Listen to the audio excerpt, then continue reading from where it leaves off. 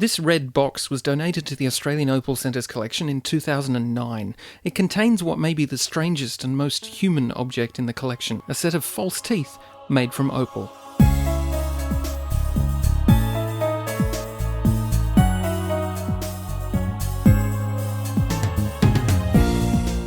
If the Australian Opal Centre has an unofficial mascot, apart from the Motobarosaurus in the corner, it's this set of false teeth which belong to local entrepreneur, innovator and character Harold Hodges.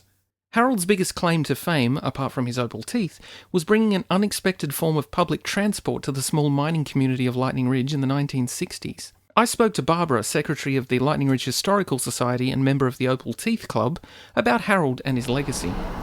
I'm just a newcomer in Lightning Ridge. But the story goes that Harold Hodges came here in late 1950s, and he was quite an entrepreneur. They lived out on the 3 Mile at first, but they soon moved into Main Street, Marilla Street, even though it wasn't a surfaced road. In fact, he went down to the pub, and he said, "This place is getting too busy for me." He said, "I reckon we're going to see a tram up the street." Oh, the fella said you wouldn't believe it. Took all those wagers, and he was the winner, because in 1960 he brought up the first tram from Sydney. The second tram came soon after, and he created a little circle of trams from Sydney and Melbourne that became known as the Tram Motel. Let's talk about Harold's teeth. Hodgie, as he was fondly known, was so in love with opal, I'm sure you would say that he had a set of top dentures made in opal, and they were carved by only the dentist tools that can do the very best job. 6 years ago I needed a new set, so I got it made from opal, just for the hell of it. Chomped marvellously well too. Harold's teeth were a big hit with tourists visiting Lightning Ridge, and he gained quite a bit of fame due to them. In fact, the attention started to wear a bit thin. I got sick and tired of tourists tearing up and asking to see my fangs. "Please smile, Harold." Click, they'd snap a shot. Well, there I was, smiling all day for these goons, even when I had a hangover and felt like crying.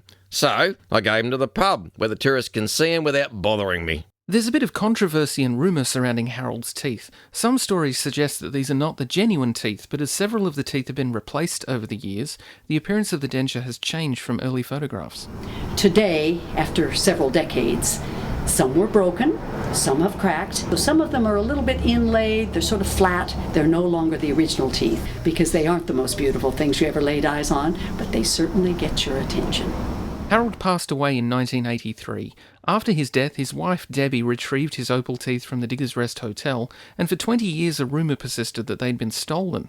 The teeth had been very popular and had attracted a lot of tourists to the pub. According to another story, they were replaced with a fake set so the tourists wouldn't be disappointed.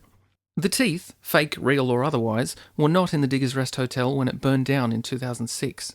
The genuine teeth were handed down to Harold's friends Shorty and Helen Williams, who had kept them safe until they donated the bizarre thing to the Australian Opal Centre's collection of mining heritage and cultural artefacts. The Australian Opal Centre's member newsletter has been named after Harold's teeth since its first issue in 2005, 4 years before the actual teeth became a part of the collection.